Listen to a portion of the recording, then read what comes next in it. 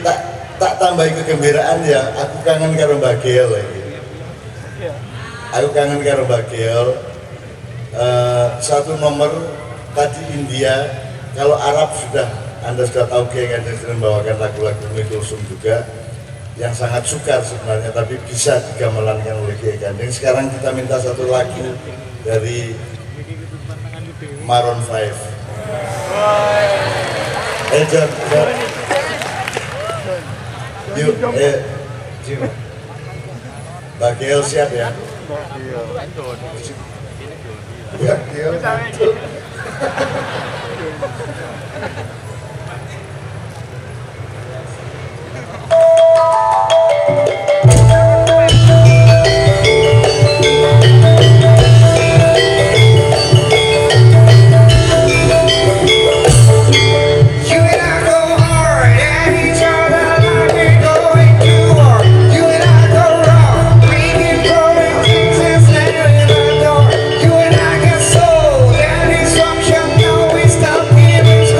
You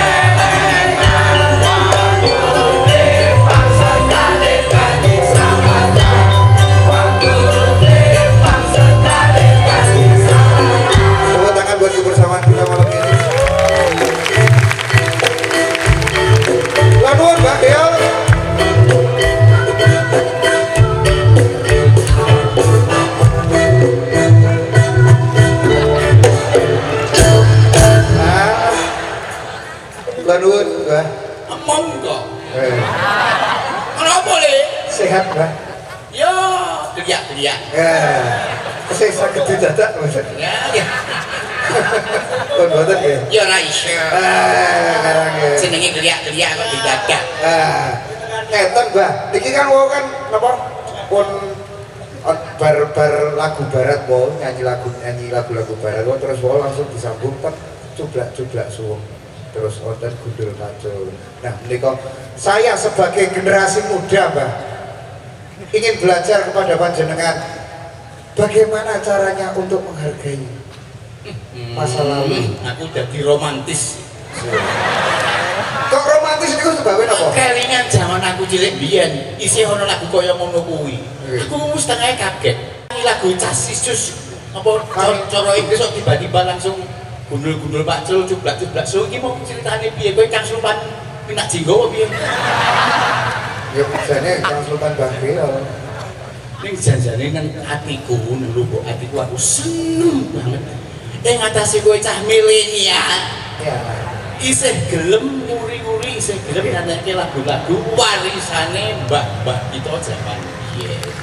Kula milenial, panjenengan kolonial gitu. Ngecek. Terus piye kono apa ya? Lah, jenengan boten nek jenengan kan nek lagu-lagu lawas kan kertos. Nek lagu sing wau nika sing Maroon 5 wau kertos boten. Saged nirokke boten. Aku iya setengah mau ngono lagu kaya ngono ki mau piye kok lagu kaya jago kluruk to ya. Lah jenengan saged nirokke boten. Lah Piye kok mbok saged boten. Ngeten. Contohno.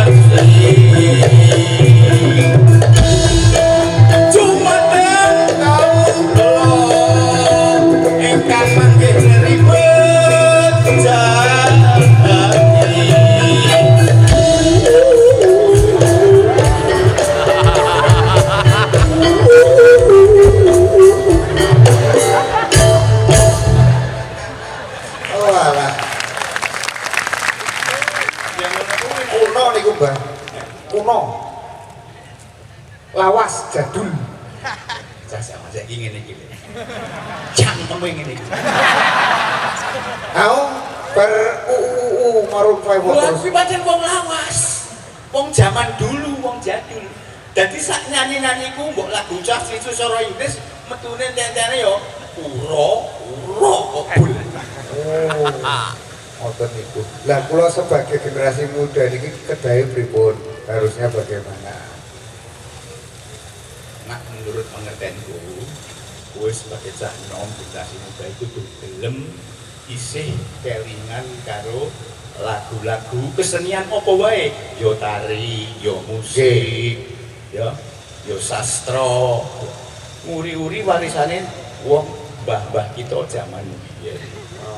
Paribasane nak kowe kepengin maju, memimpin dadi pemimpin masa depan, kowe kudu gelem sinau.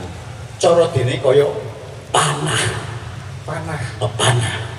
Pripun niku? Kenapa panah? Kenapa? Karena bintangku adalah Sagittarius.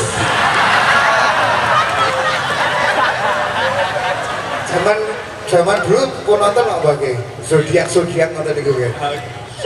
Zodiak nggak? Sagittarius niku? Zodiak. Nah kita? Zodiak gembira. Susu campur sirup. Yo ora iki nang paribasa nggih. Dadi aku ngomong ke bintangku Sagittarius yo hidup-hidup turu-turu cah nom yo narsis sithik ra. Narsis sithik. Kedah pripun menika? Ibarat panah niku. Ibaratke bintang Sagittarius kuwi simbole panah. Ibarat wong memanah. Ya. Ana gendhewane. Set. Wong manah kuwi nak narik mata panah kudu sing Ojo mana narik mata bujune ming semene iki. Oh cendek iku. Mula mata panah le meluncur mak. Mak curut. Curut. Awur. Ora power dul. Lah kedahe pripun? Mula le narik mata panah kuwi kudu harus ke belakang sing jauh. Kok. Apa nih kok? Wis tuwa iku. Mata panah ditarik ke belakang dengan sejauh mungkin sehingga mata panah akan meluncur merasak ke depan. Asmas. Mata panah akan meluncur ke depan, maka kamu kalau mau sinau ke belakang, kamu akan menjadi pemimpin di masa depan. Memimpin negara kita menjadi pemimpin generasi baru, bukan sekedar generasi penerus tapi generasi baru, you know. Amin, geng. Amin. Ayo ngono kuwi. Nek niku berarti kan kula kedah sinau, termasuk salah satunya adalah lagu-lagu niku wau, Mbak. Iya. Lah, iki sing jenengan nyanyikke wau lagu napa, Mbak? Sing bar ngoten niku wau. Iya, aku minta tembang nyuwun marang Gusti Kang Maha Suci supaya dinehi tembang palaran istilahnya. Wonten boten jaman riyen tembang sing rada-rada amis. Oh, amis piye? Rada nakal, rada saru, rada jijiki. Tembang gubak ndokwokan kok piye?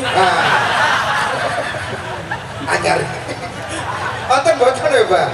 Wonten boten. Wah, aku dadi ngutek-utek-utekku dadi kaya zaman biyen aku biyen yo ngalami nakal barang kaya kowe.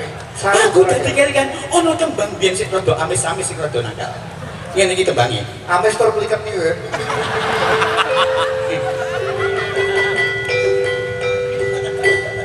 Iya. Sok malem selikur tukokno tebu ayo bungkil kacang ayo cang kencubung ayo bung podele ayo ledong sapi ayo pindang asu ayo suge utang ayo tanggal siji ayo mantolo ayo lo pas lapis ayo pis torojo ayo joko bagus ayo gus dikulo ayo lo mendem ayo demak ijo ayo jodaanku ayo kusir jaran ayo rantai kapal ayo paluare PKI ayo iwakati ayo bita sabit masumi ayo siko ayo godok telo ayo lo mendem ayo dermosilet kudiken ya mana kuwi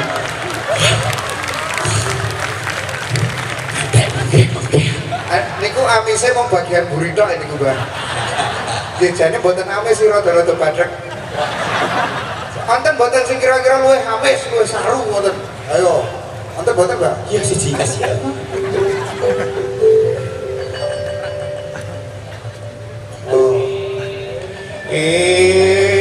Semono ya nadani ya coy ya.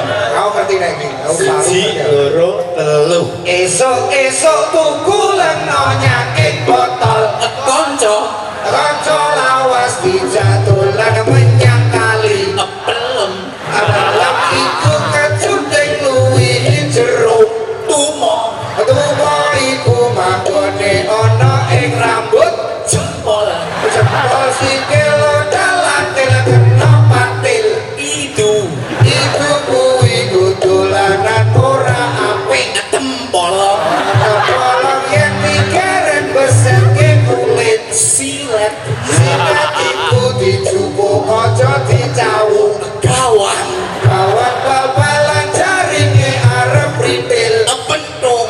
Pantung wasi gebuk sing korupsi.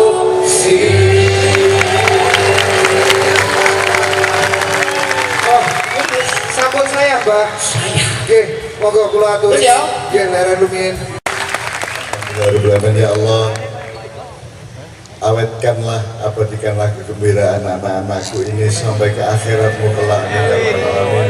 Yo, siap. Anugerahkanlah kepada anak-anakku semua bahan-bahan hal-hal apapun saja yang membuat mereka hidupnya bergembira, bahagia bersamamu. Di dalam sholat mereka gembira, di dalam beribadah mereka bergembira, di dalam bekerja mereka bergembira, di dalam rumah dan di kampungnya mereka bergembira. Ya Allah, Engkau maha pengasih, maha penyayang, maha penabur kegembiraan. Kalau Asmaul Husna yang urusannya gembira, Pak,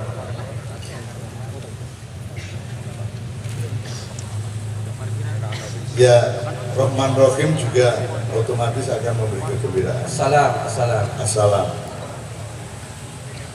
Sejahterakan. Gini Bapak-Bapak, saya minta Bapak-Bapak merespon apapun saja, juga panjenengan lagi merespon apapun saja, karena ini model pembelajaran yang mungkin berbeda dengan yang lain-lain. Saya percaya bahwa kegembiraan membuat manusia menjadi lebih cair hatinya, menjadi lebih hidup sel-selnya, sehingga ilmu akan merasuk dengan sedalam-dalamnya. Amin ya rabbal alamin. Dan saya Bapak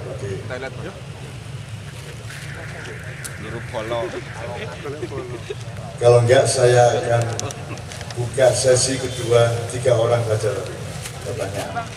Monggo. Pak, ya, baik. 3 orang. Ya. Syukur jangan hanya kepada saya pertanyaannya, tapi kepada situasi-situasi dan keadaan Solo, kota Solawat kita bersama ini. Monggo. Tolong mikrofonnya.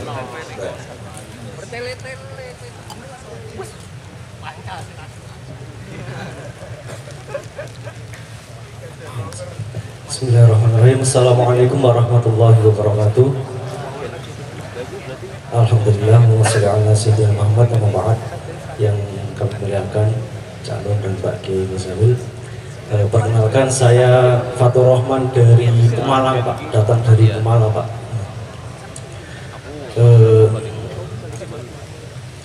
Pertanyaan gini, Pak, mengenai sholawat. Kebetulan saya itu lahir di lingkungan Nahdiyin, jadi ketentunya sudah terbiasa dengan sholawat. Dan saya pernah mendengar ajaran itu bahwa sholawat ketika dipamerkan itu mendapat pahala, apalagi tidak dipamerkan. Lah yang ingin saya tanyakan, lebih baik manakah antara dipamerkan atau tidak dinikmati sendiri saja? Terima kasih. Itu pertanyaan dari saya. Mungkin kata pamer atau dipamerkan itu tidak tepat amat. Syiar, Jadi syiarkan saja. Kalau pamer itu ada kan dengan ria, takabur,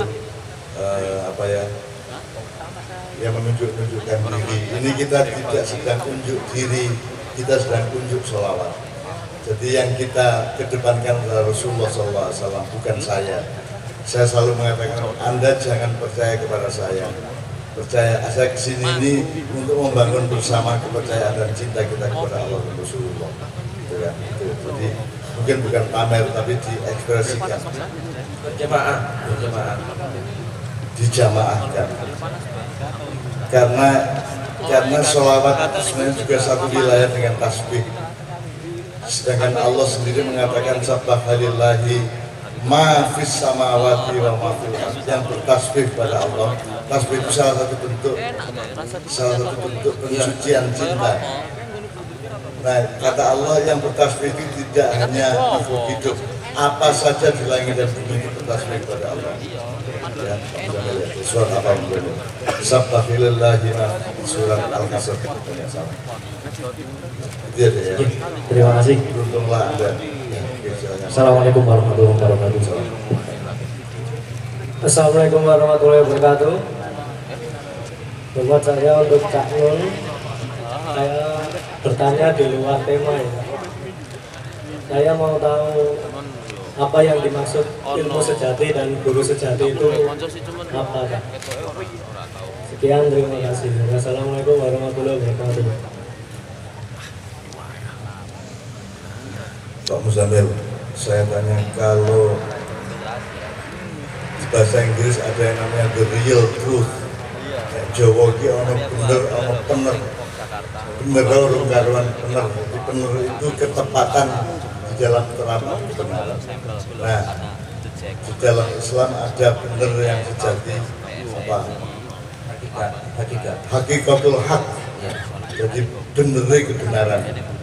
Ya, nah, yang Anda tanyakan tadi ilmu sejati apa? Gini, manusia dengan ilmu sejati itu ada jaraknya. Dan yang penting bukan Anda berjarak berapa, yang penting Anda menempuh jalan menuju kesejatian atau tidak. Sebab kalau aslinya manusia ini subjektif itu relatif. Jadi setahu-tahumu itu bukan benar-benar pengetahuan, itu benar-benar. Jadi misalnya gini, ada ustadz mengatakan sholawat itu jangan ngarang-ngarang, nggak usah pakai sidina Nabi, nggak usah ya Allah ya Azim, nggak usah apa tadi, sallu alaihi, ya harus persis seperti yang dicontohkan oleh Rasulullah. Kalau saya ngikutin ustadz ini, maka saya menjadi pengikut dia. Karena ustadz ini dan ulama ini kan hanya menafsirkan. Maka yang saya butuhkan adalah ustadz tolong sowan ke Kanjeng Nabi bahwa dia recorder atau video. Terus Kanjeng Nabi jawab, terus nanti kasih ke saya akan taati Rasulullah. Rasulullah mengatakan langsung bahwa boleh yang lain selain yang dicontohkan beliau, maka saya tidak akan selawatan apapun kecuali seperti yang dalam at-tahiyat itu. Tapi kalau saya hanya menuruti panjenengan Ustaz, berarti saya pengikut panjenengan sampean. Saya tidak mau jadi pengikut sampean, saya juga tidak mau sampean mengikuti saya. Saya maunya kita bersama-sama mengikuti Rasulullah. Nah, saya butuh fakta otentik dari Rasulullah jauh seperti itu. Sebab yang sampean omongkan itu hanya tafsir sampean, sementara orang lain punya tafsir yang juga lain. Nah, ilmu sejati itu Mas adalah sesuatu yang kita tuju, bukan sesuatu yang kita capai. Karena manusia bersifat sangat nisbi, jadi sak pinter-pintermu ngomong ke Quran ku ning tafsir. Semua Syafi'i, Hanafi, Hambali, Maliki itu semua, NU, Muhammadiyah, Ma'iyah itu semua hanya tafsir. Bahkan di Ma'iyah agak lebih luas sedikit tadabbur. Tapi itu hanya tadabbur, bukan sejatinya Quran. Misalnya saya kasih contoh satu. Satu itu di satu itu, siji itu, siji loro tolong ya. Oke, gue ngerti siji. Pemahamanmu mengenai satu itu sejati apa tidak? Sekarang saya tunjukkan. Qul huwallahu, katakanlah bahwa Tuhan itu satu. Nah, pada saat yang lain Allah mengatakan laisa kamitslihi syai'un. Allah tidak menyerupai atau tidak seperti apapun. Jadi semua pemahaman kita mengenai Allah itu salah, tidak tepat, tidak sejati. Maka kalau kita bilang Allah itu satu, ya satunya kita beda dengan satu sejatinya Allah. Betul. Memang satu, tapi pengertian kita mengenai satu itu tidak sama dengan pengertian Allah mengenai satu. Misalnya sekarang gini, malaikat Jibril piro jumlahnya? Israel alaihissalam jumlahnya piro? Nek rumangsamu jumlahnya siji kena pencolotan dino. Jabutnya wong Gunung Kidul, pencolotan Rusia, pencolotan Inggris. Dan Israel itu satu nama apa satu makhluk? Jadi jumlah Israel berapa? Sebanyak yang difungsikan oleh Allah. Demikian juga Jibril. Maka satu itu relatif bagi pandangan manusia. Jadi satunya Allah itu juga relatif. Makanya kita di dalam bernegara juga banyak mengalami bias-bias seperti ini. Misalnya ketuhanan yang Maha Esa. Esa itu satu. Yang lebih tepat adalah tunggal. Agak lebih mendekati. Tunggal itu tidak ada duanya. Kalau satu ada duanya, 1, 2, 3, 4. Esa itu kalau dalam bahasa Tagalog, Filipin, Esa itu 1, kalau 2 Dalawa, kalau 3 Tatu, kalau 4 Apat, kalau 5 Lima, kalau 6 Anim, kalau 7 itu, kalau 8 Wolu, kalau 9 Sanga, 10 Sampo, itu bahasa Tagalog. Jadi kalau Esa itu ada duanya. Jadi sebenarnya yang tepat, yang lebih tepat itu bukan tepat benar, belum jadi juga, tapi yang lebih mendekat itu ketuhanan yang maha atau Tuhan yang maha tunggal. Aslinya begitu. Kalau mau dipersoalkan benar-benar. Itu pun juga bukan ketuhanan, tapi Tuhan. Tuhan yang maha tunggal. Itu kalau mau tepat, agak lebih tepat secara bahasa. Kalau ketuhanan ini maksudnya piye? Allahnya kamu terima enggak? Yang kamu terima Allahnya apa keallahannya? Putih apa keputihannya? Malu apa kemaluannya? Yang mana? Kalau ketuhanannya Maha Esa berarti ada kemaluan yang juga. Nah, itu juga bias pengertian. Jadi sama dengan bineka tunggal ika. Ika itu dalam bahasa Sanskerta bukan satu, tapi itu kai.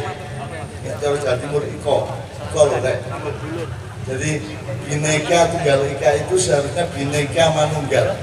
Kalau mau lebih dekat secara epistemologi, bineka yang manunggal. Jadi kalau bineka tunggal ika itu tunggalnya satu, ikanya juga satu. Jadi malah nggak satu. Seharusnya yang lebih agak relevan itu bineka manunggal. Atau bahasa Indonesia bineka mentunggal atau bineka tunggal. Itu juga nggak bisa kita rumuskan karena semua rumusan manusia itu nisbi. Nisbiyah itu dari kata nisbah. Nisbah ya, relatif. Relatif. Jadi tergantung kamu kontekstualisasikan kemana. Jadi misalnya kue ganteng orang, nah dibanding tengenmu kue kalah kue orang ganteng, nah dibanding wedhus kue ganteng.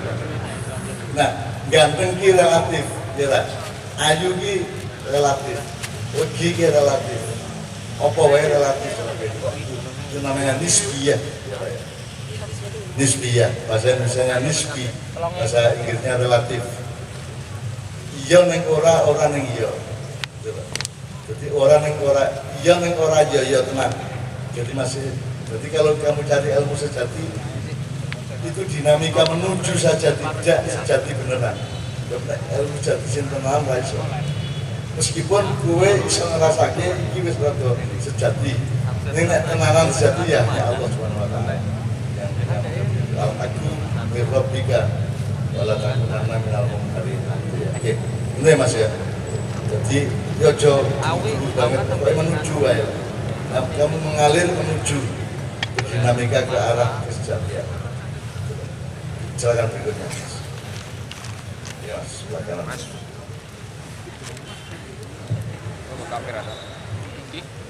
Assalamualaikum warahmatullahi wabarakatuh. Perkenalkan, nama saya Joshua. Dan mungkin hari ini kedua kalinya saya bertemu dengan Cak Nun dan Kiai Kanjeng. Karena yang pertama kan dulu di belakang. Dan hari ini juga saya sudah memantapkan istilahnya. Saya sudah memantapkan, cuman tinggal saya menyerahkan meterai itu di sampean jangan. Ada satu pertanyaan yang menurut saya itu adalah stempel atau meterai dari Cak Nun apabila Cak Nun itu menjawabnya.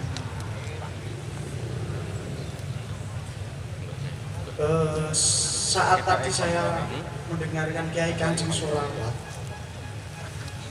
jujur terus terang saya merasa nyanyian itu saya dengarkan, saya rasakan semakin ke dalam lagi, sampai sedalam-dalamnya, sampai saya itu merasa tidak ada sesuatu, Cak. Saya susah menjelaskan karena itu rasa, hanya saya yang saya bisa merasakan. Dan pertanyaan saya adalah, di saat kita mau masuk ke Muslim, saat kita mau masuk Islam, otomatis kita harus membaca kalimat syahadat, yang artinya kita harus bersaksi bahwa ada Nabi Muhammad dan tiada Tuhan selain Allah. Bersaksi bahwa Nabi Muhammad adalah utusan Allah, dan saya bersaksi tiada Tuhan selain Allah. Di sini yang saya tanyakan, itu maksud dari bersaksi itu sendiri, Cak. Karena menurut saya bersaksi itu bukan cuman sekedar iman, tetapi kita harus menyaksikan sendiri dan menjadi pasaksian itu sendiri. Itu yang ingin saya tanyakan, Cak. Terima kasih. Oke, yang jauh ya. Wong Solo yang ada pertanyaan. Jadi ada pernyataan Allah Alhamdulillah Subhanahu la tudrikul absar wa huwa yudrikul absar wa huwa latiful khabir. Allah itu tidak bisa dilihat atau dinilai atau dikenali atau diapapun ya. Digapai oleh absar itu maksudnya makhluk-makhluknya. Wa huwa yudrikul absar, tapi Allah bisa mencapai dan melihat, mengenali, mendalami apapun saja makhluk-makhluknya. Iya Mas ya. Nah, jadi bersaksi kepada Allah itu tidak diharuskan oleh Allah untuk mengetahui Allah, tapi mengetahui kehadiran Allah. Nah, kehadiran Allah ya gampang banget. Aku suka wetenge ibumu biyen sing ngongkon kowe metu sapa? Apakah kamu berinisiatif sendiri keluar dari perut ibumu, apa ibumu ngedenke kowe apa ono sing ngodot kowe? Itu kan semua keajaiban. Anda lihat tangan Anda lihat saraf-saraf Anda, iki ngene gumun banget aku. Nek aku sing gawe orang ini iki lho. Iki limo iki ra mesti padha dan iki digawe sedemikian rupa sehingga punya fungsi yang luar biasa. Nek kewan nganggo sikil papat menungso sikil loro ning tetep punya ketangguhan sebagaimana yang kaki empat. Itu berarti struktur tulang-tulangnya harus sedemikian rupa secara teknologis, secara struktural dibikin sehingga dia punya ketangguhan. Jadi kue ndelok sikil mulai gumun. Nah, itulah kehadiran Allah. Jadi ngomong ini, nek Sayyidina Abu Bakar itu untuk menemukan Allah, menemukan kehadiran Allah maksudnya ya. Kan Allah mengatakan, Rasulullah mengatakan, sholata seakan-akan engkau melihat Allah. Kalau engkau tidak bisa melihat Allah, seakan-akan engkau melihat Allah, maka dia melihat. Ketahuilah bahwa Allah melihat Tuhan. Jadi memang tidak mungkin manusia rasa kue, rasa aku, Nabi Musa ya raiso. Rasulullah buah orang itu. Tidak ada kemungkinan pada makhluk untuk bisa yudrikul absar, yudrik apa? Tidak bisa melihat Allah. Nah, Abu Bakar itu untuk mengenali kehadiran Allah itu dengan cara proses kultural atau pergaulan. Jadi dia mengalami pergaulan, terus menyadari kebesaran Allah. Nah, Sayyidina Umar itu dia mengalami benturan, dia butuh radikalitas supaya mencintai Allah. Jadi misalnya masuknya dia ke Islam adalah ketika dia marah-marah dan hampir menempeleng adiknya yang perempuan itu ketika membaca sebuah ayat ya. Nah, dia butuh peristiwa radikal untuk mengenali hadirnya Allah. Kalau Sayyidina Utsman dia butuh nimbang-nimbang untuk mengenali Allah. Kalau Sayyidina Ali dia tidak perlu proses, karena Ali bin Abi Thalib itu ndelok apa wae sing ketok iki kehadiran Allah. Jadi ora iso ndelok godhong iki gumun kowe. Ndelok jagung kuwi gejek jrek kok saiki jagung sesuk cukul, itu kan kehadiran Allah. Jadi urusannya sekarang bukan Allah tapi kehadiran Allah. Karena Allah yang sejati tidak mungkin dicapai oleh manusia. Nabi Musa disuruh menghadap ke suatu arah di gunung dan gunungnya meletus sampai Nabi Musa pingsan. Dan saya napaktilah sama Kiai Kanjeng di tempat duduknya Nabi Musa itu. Aku lungguh ning gunung ndelok gununge kuwi isih kaya cairan gitu. Karena dia meledak ketika Allah ditagih Nabi Musa untuk bisa melihat wajahnya. Terus aku batin Nabi Musa itu gerak dengan begini. Gue agak banget mundur Mas, 6 jam setengah Mas melaku curam. Ada 3 gunung yang terakhir itu kira-kira 85 derajat dan curam banget ini. Nah sadurunge mengene iki gunung yang terakhir itu rong langkah leren udah abot banget apa jenenge sukar banget medannya sampai Nabi Musa meneng-meneng gunung gitu ngopo lho belak-belakan oleh Gusti Allah.